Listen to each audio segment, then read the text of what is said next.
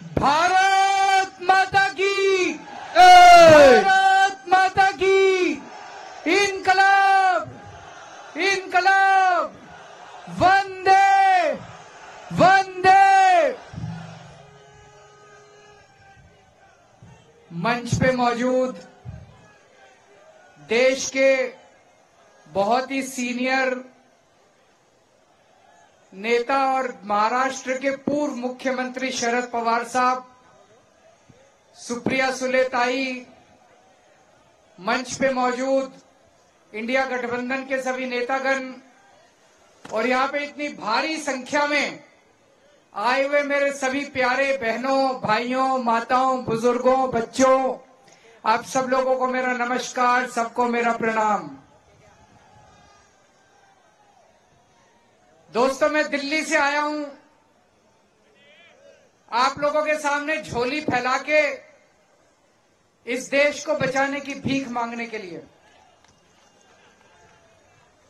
अभी थोड़े दिन पहले इन्होंने मुझे जेल से छोड़ा है।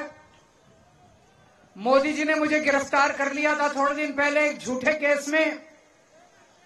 जेल से सीधा यहीं आ रहा हूं, अपने लिए वोट मांगने नहीं आ रहा, देश को बचाने की भीख मांगने के लिए आ रहा हूं। सुप्रीम कोर्ट का धन्यवाद करना चाहता हूं। मुझे उम्मीद नहीं थी मैं इतनी जल्दी छूट जाऊंगा। सुप्रीम कोर्ट ने, यह करिश्मा था, चमत्कार था, ऊपर वाले का चमत्कार था। जो जो लोग ऊपर वाले पे यकीन रखते हैं, भगवान को मानते हैं, मैं तो मानता हूं, ये भगवान के किसी चमत्कार से कम नहीं था कि अचानक एक दिन सुप्रीम कोर्ट ने कहा केजरीवाल को 21 दिन की मोहलत दे रहे हैं, जाओ और जाके चुनाव प्रचार करो। मैं दिल्ली में एक दिन रोड शो कर रहा था, निकलने के बाद तो एक महिला कहती है, सर आपको भगवान ने भेजा है 21 दिन के अंदर बीजेपी की ऐसी तैसी करने के लिए। तो मैंने भी ठान ली है, ये 21 दिन मैं सोऊंगा नहीं, 24 घंटे, एक एक पल, एक एक सेकंड पूरे देश में घूम घूम के देश को बचाने का काम करूंगा और उनको निकालने का प्रयास करूंगा, लोगों को जगाने का काम करूंगा। इन्होंने मेरे को जेल भेज दिया। मैं मन में सोच रहा था मेरा कसूर क्या है, मेरे को क्यों जेल भेजा। मैं छोटा सा आदमी हूं, मेरी छोटी सी पार्टी है, 2 राज्यों में हमारी सरकार है, दिल्ली में, पंजाब में। ये तो बहुत ताकतवर लोग हैं, इनके पास तो इतनी सत्ता है, इतना पैसा है, फिर मेरे को जेल क्यों भेजा। मेरे को जेल इसलिए भेजा क्योंकि दिल्ली के अंदर मैंने गरीबों के बच्चों की शिक्षा का इंतजाम किया। मेरे को जेल इसलिए भेजा क्योंकि दिल्ली के अंदर मैंने गरीबों के सरकारी स्कूलों को शानदार बना दिया। मोदी जी उसको रोकना चाहते हैं।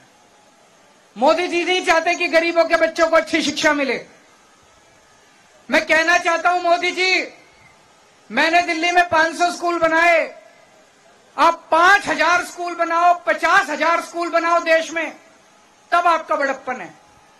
केजरीवाल ने 500 स्कूल बनाए, आप उसको जेल में डाल के स्कूल बंद करा दो। ये तो छोटी सोच है, ये तो छोटी मानसिकता है। मेरे को जेल में क्यों भेजा? मेरे को जेल में इसलिए भेजा, मैंने दिल्ली के अंदर शानदार सरकारी अस्पताल बना दिए, शानदार मोहल्ला क्लिनिक बना दिए, सबका इलाज मुफ्त कर दिया। दिल्ली में 2.5 करोड़ लोग रहते हैं, अमीर हो चाहे गरीब हो, सबको शानदार इलाज मिलता है, सारी दवाइयां फ्री, सारे टेस्ट फ्री। मोदी जी इसको रोकना चाहते हैं। मोदी जी नहीं चाहते कि गरीबों को अच्छा इलाज मिले।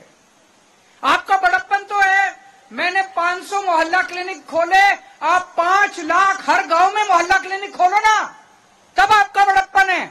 केजरीवाल ने 500 मोहल्ला क्लिनिक खोले, केजरीवाल को पकड़ के जेल में डालो, मोहल्ला क्लिनिक बंद कर दो। ये तो छोटी सोच है।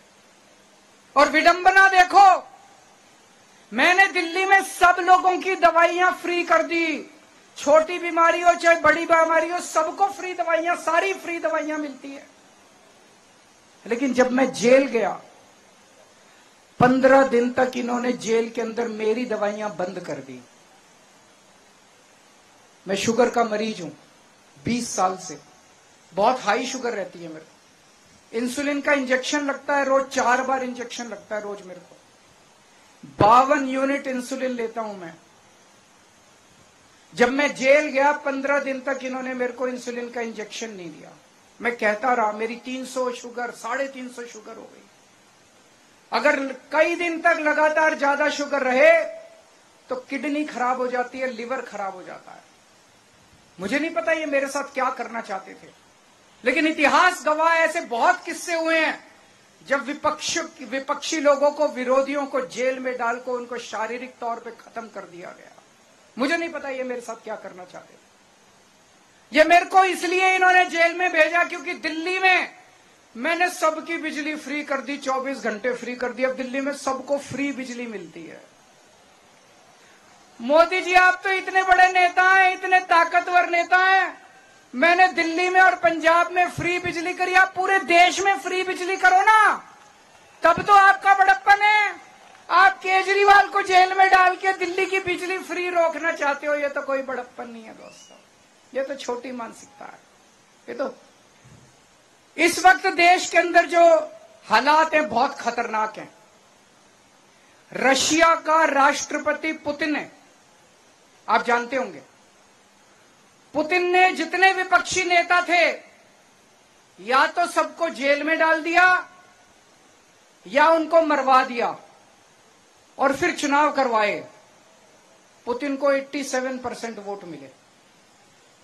बांग्लादेश के अंदर अभी थोड़े दिन पहले चुनाव हुए, सारे विपक्षी नेताओं को जेल में डाल दिया और चुनाव करके शेख हसीना जीत गई। पाकिस्तान के अंदर अभी चुनाव हुए, इमरान खान जो वहां के सबसे बड़े नेता, उनको जेल में डाल दिया, उनकी पार्टी को तहस नहस कर दिया, उनका सिंबल छीन लिया और फिर चुनाव कर आए और जीत गए। मोदी जी अब पाकिस्तान और बांग्लादेश से सीख के यही काम अब देश के अंदर, भारत के अंदर करना चाहते हैं।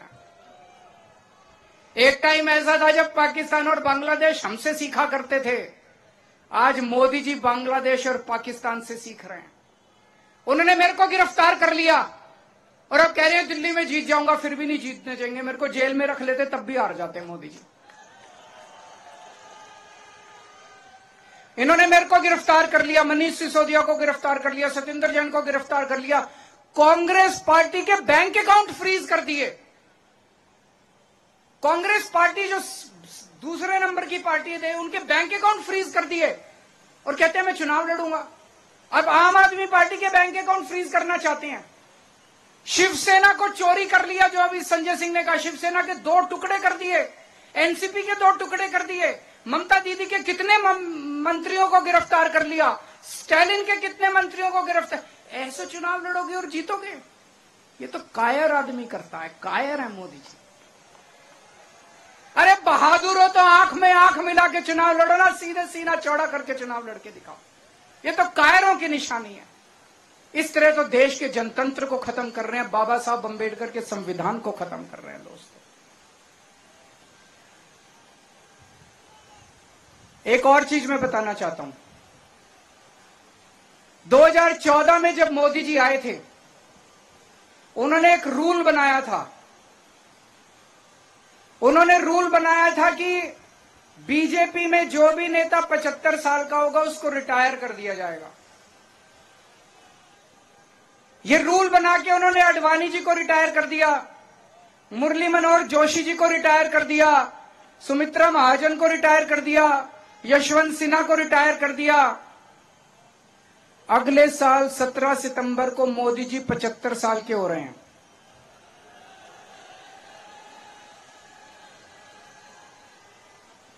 तो जाहिर तौर पे मोदी जी भी रिटायर होंगे।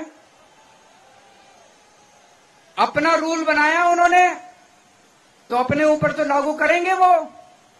जब मैंने बोला थोड़े दिन पहले, पता नहीं आपने देखा कि नहीं देखा, मैंने थोड़े दिन पहले बोला कि अगली साल मोदी जी रिटायर होंगे और अमित शाह को प्रधानमंत्री बनाएंगे, तो सारे बीजेपी के नेता चढ़ गए, नहीं नहीं मोदी जी रिटायर नहीं होंगे, नहीं नहीं मोदी जी रिटायर नहीं होंगे। मोदी जी ने नहीं बोला कि मैं रिटायर नहीं होऊंगा, मोदी जी रिटायर होंगे और अमित शाह को बनाएंगे प्रधानमंत्री। तो इस साल जो वो वोट मांग रहे हैं मोदी जी, वो अपने लिए वोट नहीं मांग रहे, वो अमित शाह को प्रधानमंत्री बनाने के लिए वोट मांग रहे हैं। तो आपके घर के आसपास जितने बीजेपी वाले रहते हैं, जितने बीजेपी के समर्थक रहते हैं, सबको बोल देना सोच के जाना जब वोट डालने जाओ। मोदी के लिए वोट नहीं पड़ रहा, अमित शाह का। आंख बंद करके जितने बीजेपी वाले हैं, जब बटन दबाओ आंख बंद कर लेना, अमित शाह की तस्वीर लेके आना कि अमित शाह को बनाना है क्या प्रधानमंत्री। तो अमित शाह के लिए वोट मांग रहे हैं। और इस सिलसिले में जितने रुकावटें थी, देवेंद्र फडणवीस को पैदल कर दिया इन्होंने, शिवराज सिंह चौहान की राजनीति खत्म कर दी, रमन सिंह की राजनीति खत्म कर दी, वसुंधरा, जितने नेता थे सबको खत्म कर दिया। एक ही नेता बचा है, योगी आदित्यनाथ।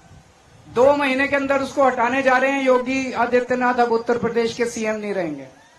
जब मैंने ऐसा बोला, एक भी नेता योगी जी के समर्थन में नहीं आया। बीजेपी के किसी ने नहीं कहा कि नहीं हटा रहे।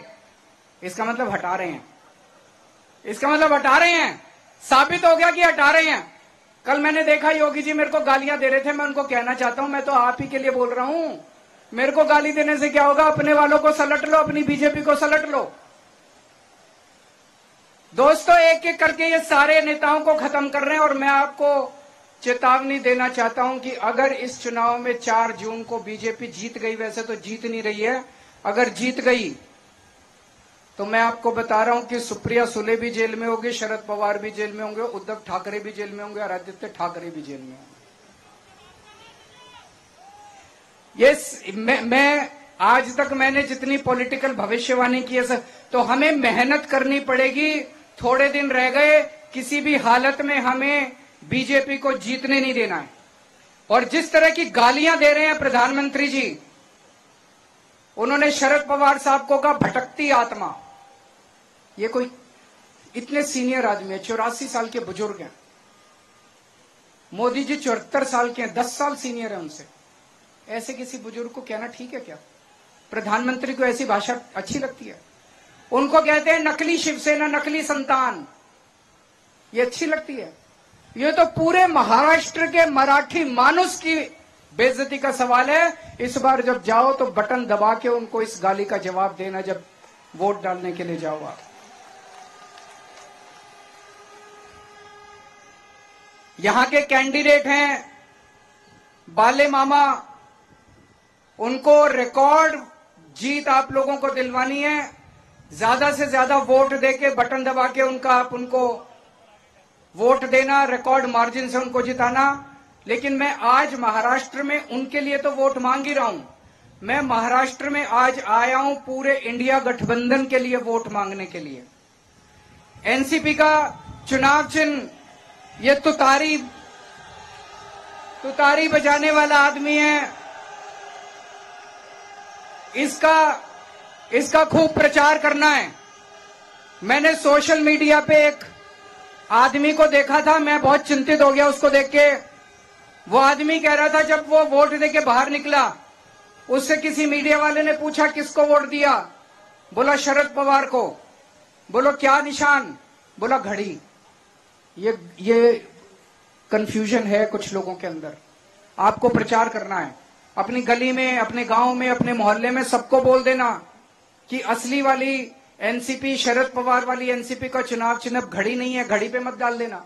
असली वाली एनसीपी का चुनाव चिन्ह क्या है? तुतारी वाला आदमी। तुतारी वाले आदमी को वोट डालना है और ज्यादा से ज्यादा वोट देके मामा को जिताना है। मैं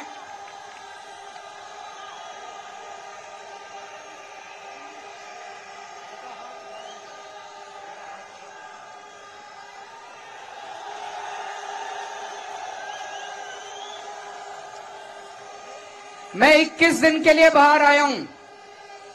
2 तारीख को मुझे जेल वापस जाना है। 4 तारीख को नतीजे आएंगे। मैं जेल की सेल से नतीजे देख रहा हूंगा टीवी पे। पिछली बार महाराष्ट्र की 48 सीट में से 42 एनडीए गठबंधन को, मोदी जी के गठबंधन को मिली थी। इस बार 48 में से 42 इंडिया गठबंधन को मिलनी चाहिए। अगर आप लोगों ने 48 में से 42 सीट इंडिया गठबंधन को दी, मुझे जेल के अंदर बड़ा सुकून मिलेगा और मुझे लगेगा आज महाराष्ट्र आना मेरा सार्थक हो गया। आप लोगों ने आज इतना प्यार, इतनी मोहब्बत दी, इसके लिए आप सब लोगों का बहुत बहुत शुक्रिया। शरद पवार साहब का बहुत बहुत शुक्रिया, सुप्रिया दीदी का बहुत बहुत शुक्रिया जो आज मुझे यहाँ पे आमंत्रित किया, आप सब लोगों के सामने बोलने का मौका दिया। भारत माता की, केजरीवाल साहब की।